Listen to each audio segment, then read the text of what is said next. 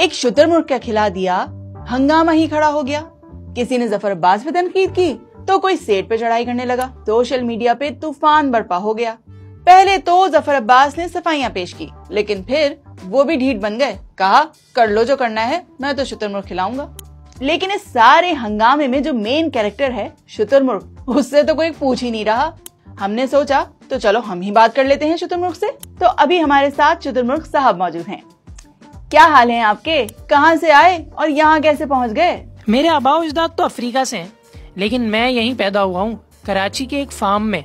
लोगों ने कहा कि मेरा गोश्त गाय और बकरे का नेमुल बदल है, लेकिन भाई जो बात सच है, मेरा गोश्त पसंद नहीं आया लोगों को। लेकिन अब तो खा रहे हैं ना रमजान में, अब कैसा लग रहा है?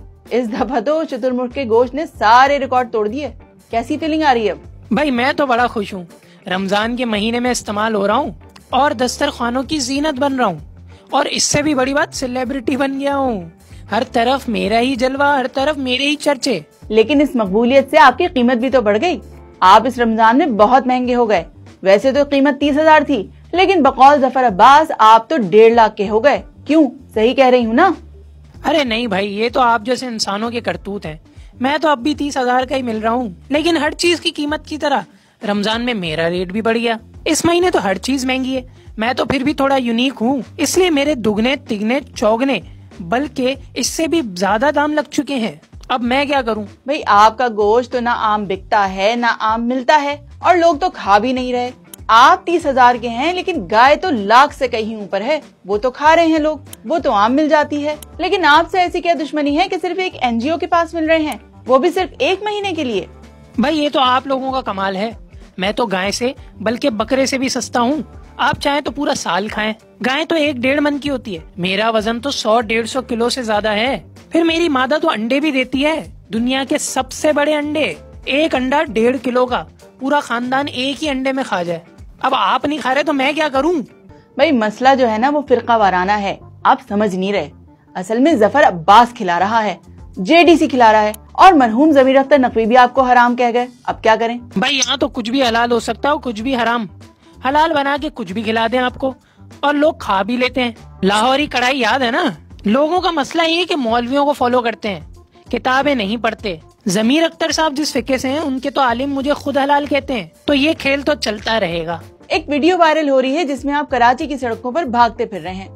अब आप जेडीसी से भाग रहे हैं या जेडीसी की तरफ भाग रहे हैं? क्या माजरा है ये? भाई मैं तो जालिम दुनिया से भाग रहा हूँ, ताने देने वालों से और बुरा भला कहने वालों से। भाई झगड़े तुम लोगों के, गालियाँ मैं खा रहा हूँ, ऐसा क्यों? और यहाँ तक के मेरे भागने पर आप लोग ही अंदाजे लगा रहे हैं। जेडीसी कह रहा है कि मैं उनकी तरफ आ रहा हूँ, और मुखालिफिन समझ रहे हैं कि मैं उनकी तरफ आ रहा हूँ। जितने मुंह उतनी बातें। मैं तो कहता हूँ मेरी टांगे मेरी मर्जी। शुतुर बेमुहार साहब, मेरा मतलब है शुतुरमुर्ग साहब, लोग इस रमजान में ज्यादा कीमत देकर आपको खरीद रहे हैं। उनके पास इतने पैसे आए कहाँ से?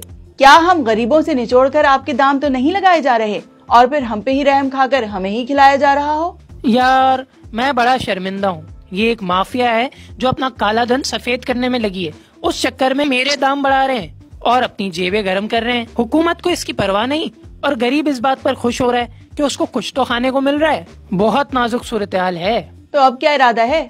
पाकिस्तान में मजीद रहना है या? भाई मेरा इस्तकबाल तो अच्छा नहीं हुआ। दिल तो नहीं चाह रहा कि मैं यहाँ रुकूं।